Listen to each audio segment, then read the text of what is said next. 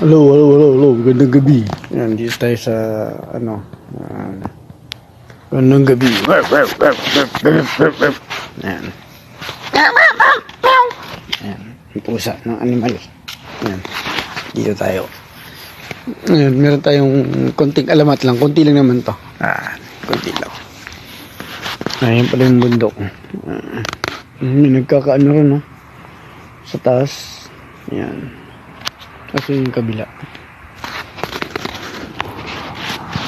Yan. Kung gusto nyo pala mapanood yung mga alamat natin ng buo at gusto nyo tumawa, panoorin nyo sa Facebook saka sa YouTube.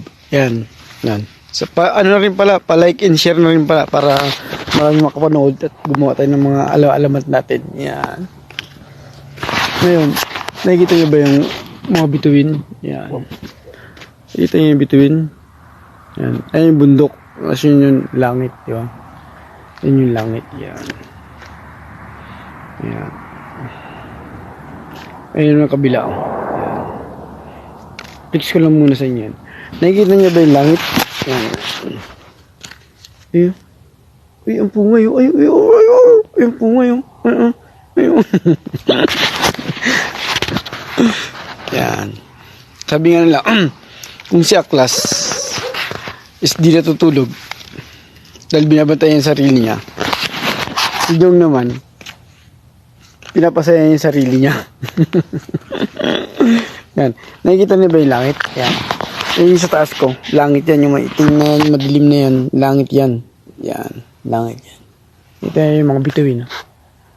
Yan. Yung malaking bituin. Yan. Ito nyo ba yan? Yan. Yung nasa taas ko na yan. Kung nakikita nyo, yan yung langit.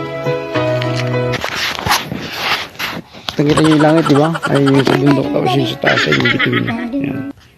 Nakikita nyo yung langit na yan? Yung langit na yan. Isa lang masasabi ko dyan. Hindi kayo mapupunta yan.